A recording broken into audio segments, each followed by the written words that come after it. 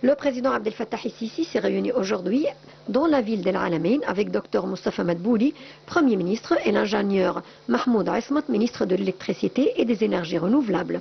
Le porte-parole de la présidence de la République a déclaré que la réunion a porté sur les derniers développements concernant le plan d'action du ministère de l'électricité et des énergies renouvelables, en particulier sur le mix énergétique, l'utilisation des énergies renouvelables et des batteries de stockage, ainsi que sur les efforts visant à améliorer l'efficacité énergétique, à rationaliser la consommation et à optimiser l'exploitation des centrales électriques afin de réduire la consommation de carburant. La réunion a également abordé les projets de renforcement du réseau électrique national, notamment à travers l'interconnexion régionale, l'intégration de nouvelles capacités et l'amélioration des réseaux de distribution pour réduire les pertes. Le ministre a présenté les mesures prises par le ministère pour améliorer les services, dont la coordination avec le ministère du pétrole afin d'assurer l'approvisionnement en gaz et en carburant pour les centrales, le suivi régulier des programmes de maintenance ainsi que les efforts de lutte contre le vol d'électricité et de réduction des pertes. Il a également annoncé l'ajout de 2000 MW issus des énergies renouvelables avec un investissement estimé à 2,3 milliards de dollars. Le porte-parole, l'ambassadeur Mohamed El-Chinaoui, a ajouté que la réunion a également porté sur les efforts de localisation de l'industrie, des équipements liés à l'électricité et aux énergies renouvelables en coopération avec de grandes entreprises internationales spécialisées dans la fabrication de batteries de stockage et de turbines éoliennes. Le ministre a évoqué l'état d'avancement du renforcement du réseau électrique national pour accueillir davantage d'énergie renouvelable. Il a précisé que les capacités installées actuellement en énergie renouvelable proviennent de l'éolienne, du solaire et de l'hydroélectricité, pour un total de 8031 MW. Dans ce contexte, une estimation a été présentée des capacités en énergie renouvelable attendues d'ici 2030, conformément à la stratégie énergétique intégrée et durable. Un aperçu a également été donné des capacités solaires et éoliennes prévues d'ici juin 2028 pour être intégrées au réseau électrique égyptien. La réunion a également examiné les efforts visant à améliorer l'efficacité énergétique des centrales, les économies réalisées grâce à l'optimisation du mode d'exploitation ainsi que les dernières évolutions du projet de centrale nucléaire d'El Dabra et du projet d'interconnexion électrique égypto-saoudienne d'une capacité de 3000 MW avec un investissement d'environ 1,8 milliard de dollars, en plus des efforts pour réaliser le projet d'interconnexion électrique entre l'Égypte et la Grèce. Le président a souligné la nécessité de renforcer les efforts gouvernementaux pour attirer les investissements dans le secteur des énergies renouvelables, de garantir la durabilité de l'approvisionnement du réseau national ainsi que des secteurs industriels et tertiaires et d'intensifier les travaux en cours pour améliorer le système énergétique.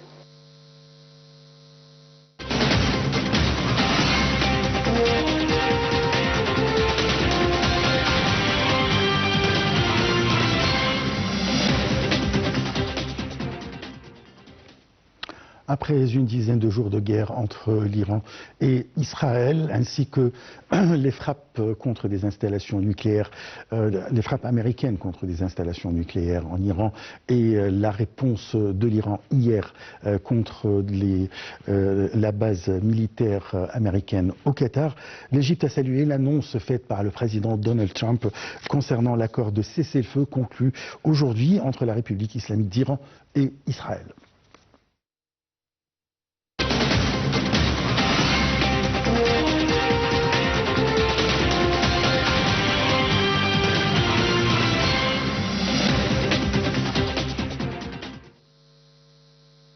La République arabe d'Égypte salue l'annonce faite par le président Donald Trump concernant l'accord de cessez-le-feu conclu entre la République islamique d'Iran et Israël le 24 juin 2025. L'Égypte considère qu'il s'agit d'un développement essentiel en vue de contenir l'escalade dangereuse qu'a connue la région ces derniers jours et souligne que cette initiative constitue un tournant majeur vers la fin de la confrontation militaire entre les deux parties et le rétablissement du calme dans la région. L'Égypte affirme que cette étape représente une véritable opportunité pour rompre le cycle de l'escalade et des attaques réciproques et pour créer un climat favorable à la reprise des efforts politiques et diplomatiques. Elle appelle les deux parties, iraniennes et israéliennes, à respecter pleinement le cessez-le-feu, à faire preuve de la plus grande retenue en cette période critique et à prendre toutes les mesures nécessaires pour promouvoir l'apaisement et réduire les tensions dans l'intérêt de la sécurité et de la stabilité de la protection des peuples de la région. Tout en saluant cette avancée significative vers la désescalade, l'Égypte rappelle qu'elle a toujours œuvré pour un cessez-le-feu et une réduction des tensions dans le cadre de contacts directs et intensifs avec toutes les parties concernées, tant régionales qu'internationales, y compris les parties au conflit au cours des dernières semaines. Elle réaffirme son engagement à poursuivre ses efforts diplomatiques en coordination avec ses partenaires régionaux et internationaux en vue de consolider le cessez-le-feu et de soutenir la dynamique d'apaisement afin d'aboutir à une solution globale et durable aux crises menaçant la stabilité régionale. L'Égypte réitère également que la question palestinienne demeure au cœur du conflit dans la région et qu'une solution juste et globale, répondant aux aspirations légitimes du peuple palestinien, constitue la seule voie pour instaurer une paix durable et une sécurité réelle dans la région et dans le monde à travers la création d'un État palestinien indépendant sur les frontières du 4 juin 1967 avec Jérusalem-Est pour capitale.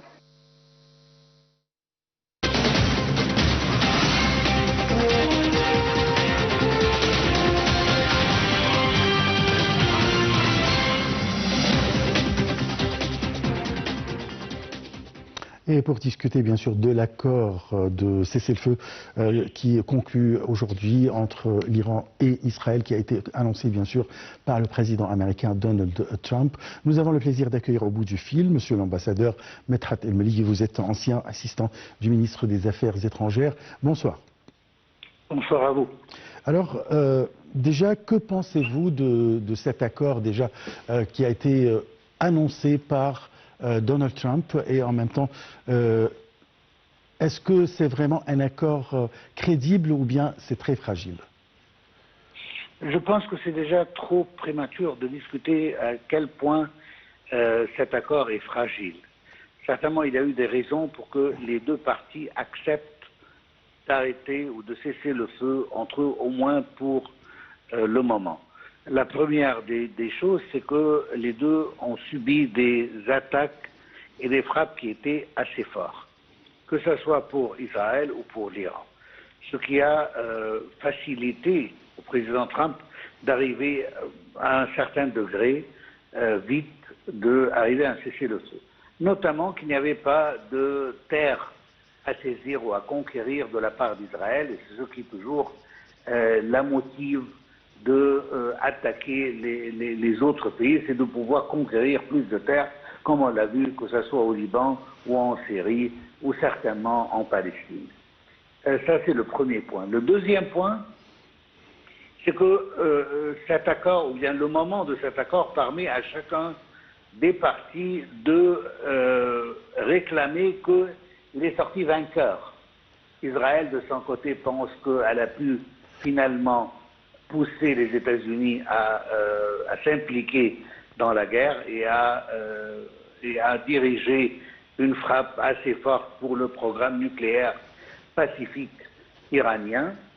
Et selon les rapports qu'on entend, que la frappe a été vraiment dure et cela va remettre le programme iranien à zéro. De l'autre côté, les Iraniens, eux, ont dit qu'ils ont déjà convoqué tout l'uranium enrichi dans d'autres installations, ce qui permet qu'on peut réclamer que le programme iranien n'a pas été touché au point d'arrêter, peut-être il va affaiblir un peu, mais pas d'arrêter totalement son programme nucléaire. Troisième chose, c'est que les États-Unis ont pu forcer les deux parties à arrêter ou à cesser le feu. Peut-être ils n'ont pas vraiment l'intention de le faire pour une longue période, parce que si le programme nucléaire iranien et son programme de missiles balistiques, de missiles supersoniques ne sont pas arrêtés, alors cela veut dire que toujours l'Iran représentera un danger, un danger d'ailleurs imminent pour Israël, ce qui va la forcer à toujours choisir à la conquérir. N'oublions pas que la seule raison pour Israël d'arrêter aujourd'hui, c'est qu'elle a trouvé dans l'Iran un adversaire assez dur. C'est pas de mener tous les frappes telles qu'elle le veut, sans aucune riposte ou sans aucune condamnation, comme telle qu'elle le fait avec les massacres contre les Palestiniens, parce que les Palestiniens, à la fin du compte, ils sont en train d'être massacrés tout simplement, et même les ripostes ou les réponses à ces attaques sont avec des missiles qui n'ont aucune valeur stratégique ni une valeur militaire. C'est pour cela qu'on entend toujours des blessés, jamais des morts, à moins que ça lui tombe vraiment sur la tête. Alors, d'ici montre pourquoi est-ce que la guerre contre Iran n'a pas duré une douzaine de jours, tandis que quand il s'agit d'Israël, alors c'est une autre question, de Palestine, c'est une autre question parce que c'est une bataille d'un seul côté. Il n'y a pas vraiment de résistance, à vrai dire. Oui. Là, vous avez mentionné que, ou bien on sait que les États-Unis ont bombardé les sites nucléaires iraniens et même Donald Trump a dit mission accomplie, on a complètement détruit le rêve de faire une bombe atomique ou bien le rêve de travailler dans l'atomique en général en Iran. Pourtant, l'Iran a dit qu'il a transféré l'uranium enrichi dans d'autres installations. Mais est-ce qu'il ne faut pas avoir des laboratoires pour enrichir l'uranium iranien? C'est-à-dire, est-ce qu'on a transféré aussi les laboratoires, les appareils, etc., etc.? Ça, je ne peux pas savoir. Mais ce qu'on peut dire, c'est que l'Iran, selon ce qu'on a vu nous-mêmes avec nos propres yeux pendant les dernières attaques, sont totalement infiltrés par les espions israéliens. Et pour cela, je pense que c'est assez difficile que l'Iran a pu avoir la chance d'enlever toutes les installations et les laboratoires et ainsi de suite. Mais en même temps, on ne sait jamais parce qu'il peut aussi avoir la question de l'uranium même qui est déjà enrichi à 60 degrés ou à 60% et que les laboratoires peuvent être fournis que ce soit par la Russie ou par la Chine ou par d'autres pays. Un laboratoire d'enrichissement est beaucoup plus facile à bouger que l'uranium même. Alors, et c'est ça vraiment le vrai problème. Cela dit, en tout cas, je pense que le programme iranien n'a pas été totalement stoppé comme Israël le souhaitait. C'est pour cela que je pense qu'il y aura d'autres rounds, si on peut dire, de cette bataille entre les deux pays, notamment qu'aucun des deux pays n'a changé d'avis dans l'autre. Ni les Iraniens ont dit que Israël mérite d'exister, ni les Israéliens ont dit que l'Iran est un pays pacifique et qu'il a le droit de faire tous ses projets nucléaires. La question en sa totalité, c'est que les États-Unis sont en train toujours d'assurer la suprématie israélienne sur tous les pays voisins et les pays du Moyen-Orient. C'est le but, parfois on sent que c'est le but pour lequel les États-Unis étaient créés. C'est pour pouvoir toujours garantir la suprématie israélienne sur les pays voisins. Et d'ici, on va voir qu'est-ce qui va se passer dans les semaines qui viennent, notamment que les dégâts ne sont pas jusqu'à ce moment clairs, que ce soit de la partie iranienne qui a tendance peut-être à mentir en ce qui concerne les dégâts qu'elle a subis, ou bien de la part d'Israël qui est en train de maximiser toujours les bénéfices pour des raisons d'élections internes et pour des raisons pour que le Premier ministre israélien et son gouvernement d'extrême droite peuvent toujours se montrer fiers de leur accomplissement dans ces dernières guerres des 2 années dernières. Et ce qui a été fait n'est pas quand même assez limité. Ils ont pu éliminer le pouvoir de Hezbollah au Liban. Ils ont pu totalement faire tomber le régime syrien. Ils ont pu acquérir plus de territoire syrien. Et ils ont, avec les Palestiniens, ils ont à un certain degré, ils ont pu vraiment affaiblir les groupes de résistance palestinienne, notamment Hamas. Alors, ce qu'ils ont achevé, c'est déjà grand-chose. Et on attend l'étape prochaine pour voir est-ce que maintenant, Iran va se calmer. Quand je parle de se calmer atomiquement. Ou bien est-ce que le programme va reprendre dans quelques semaines ou quelques mois, ce qui va redonner encore une autre bataille entre Israël et l'Iran. Après la frappe iranienne avec des missiles iraniens contre la base militaire américaine au Qatar, le président américain a remercié les autorités iraniennes qui ont averti ou bien qui ont dit, qui ont appelé, donné l'information aux États-Unis qu'ils vont frapper cette base. Qu'est-ce que ça veut dire? Parce que pour les citoyens normaux, les citoyens simples, je veux dire, on ne comprend pas comment ça se fait qu'on dit aux États-Unis qu'on va vous frapper. Iran le sait très bien. On a eu une expérience assez similaire lors de la guerre du 6 octobre 1973, quand le président Sadat a dit que moi je ne peux pas confronter les États-Unis. Oui. L'Iran a dit la même chose. Elle sait qu'elle ne peut pas confronter les États-Unis, mais en même temps, pour garder face, elle doit essayer de répondre de n'importe quelle manière. D'ici, la question, c'est plutôt symbolique que vrai. C'est plutôt théâtral, disons. C'est de montrer que nous, on peut arriver, on peut attaquer la base militaire au Qatar, mais en même temps, on ne veut pas causer de dégâts pour qu'il n'y aura pas de rétaliation de la part des États-Unis, encore une fois. D'accord. Et d'ici vient cette frappe théâtrale qui n'a fait aucun mort, qui n'a fait aucun blessé, qui n'a fait aucun dégât à la fin du compte, mais c'est compté comme un point. Vous savez, comme on peut parler même, on peut décrire ça comme les matchs de boxe, c'est pas un knock-out, mais c'est plutôt un point gagné. Qui ne veut pas dire grand-chose. Si vraiment les États-Unis ont pu détruire le projet nucléaire iranien, alors ce point-là ne veut rien dire.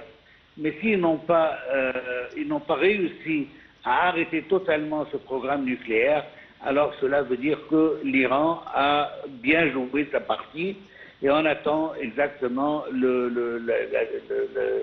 l'étape numéro 2 des deux parties. Est-ce qu'Israël va se tourner encore une fois vers Gaza pour continuer ses atrocités, ses bombardements contre le peuple de Gaza, puisque l'Iran peut-être ne sera plus là? Mon cher ami, Israël n'a jamais arrêté ses frappes contre les Palestiniens. C'est vrai. On entend toujours, peut-être du point de vue de l'information, peut-être du point de vue de la télé, oui.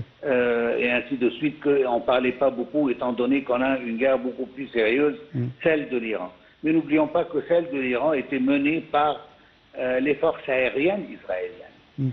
Et le combat à Gaza est limité, au moins en ce moment, avec les forces terrestres ou les infanteries. Alors là, ils peuvent déployer leurs soldats à Gaza, dans les régions de Gaza, au nord et au sud, et en même temps, leurs forces aériennes sont en train de combattre les Iraniens de l'autre côté. Alors, ce n'était pas deux guerres au même niveau qui devaient être menées par Israël. Cela dit, il faut préciser qu'on a entendu aujourd'hui, encore une fois, une nouvelle initiative de M. Witkoff qui peut donner un résultat positif, étant donné qu'il y a une pression qui sera plus concentrée de la part du président Trump et de la part des pays occidentaux à arrêter les massacres contre le peuple palestinien.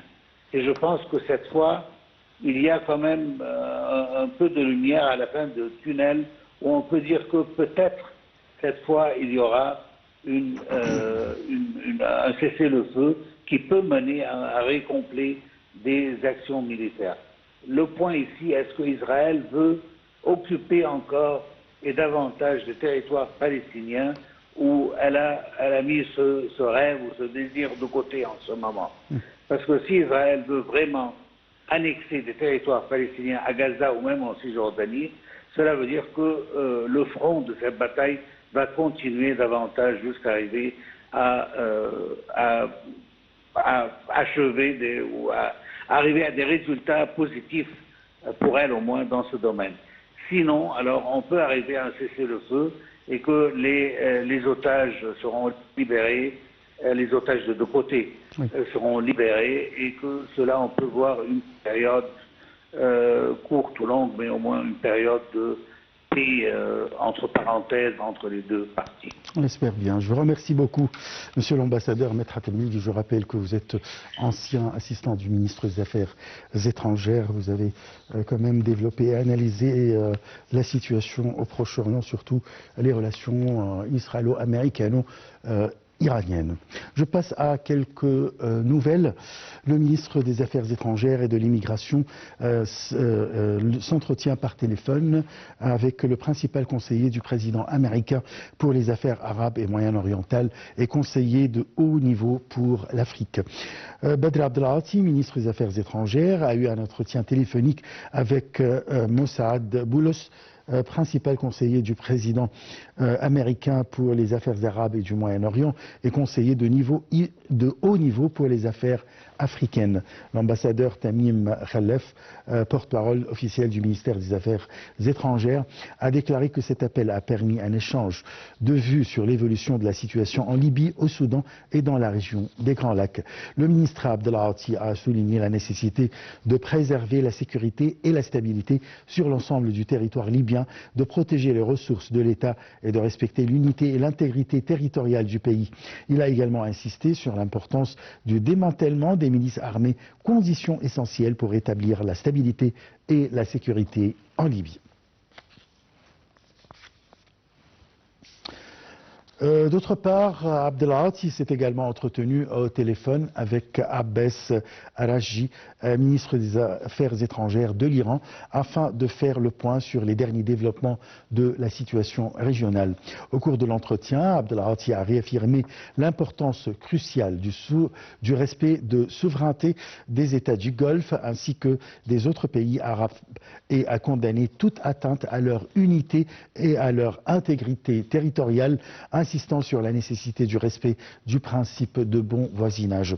Abdelghati a salué l'accord de cessez-le-feu annoncé par le président américain Donald Trump dans la matinée du mardi 24 juin, soulignant la nécessité pour les parties israéliennes et iraniennes de respecter cet accord qui constitue une étape clé pour contenir l'escalade et les tensions observées ces derniers jours dans la région, ainsi que pour rétablir la stabilité et ouvrir la voie à des processus politiques et diplomatiques. Le ministre des Affaires étrangères a également insisté sur la nécessité de faire preuve de retenue dans cette phase critique, soulignant l'importance de mesures concrètes et tangibles de la part des deux parties pour aider à réduire les tensions. Il a réitéré l'engagement de l'Égypte à poursuivre la coordination et la concertation avec tous les partenaires régionaux et internationaux en vue de soutenir la sécurité et la stabilité régionale. De son côté, le ministre iranien des Affaires étrangères a réaffirmé le respect par son pays de la souveraineté, de l'unité et de l'intégrité territoriale du Qatar et de tous les États membres du Conseil de coopération du Golfe, soulignant l'attachement de l'Iran au principe de bon voisinage. Les deux ministres sont convenus de poursuivre les efforts conjoints en vue de réduire l'escalade dans la région.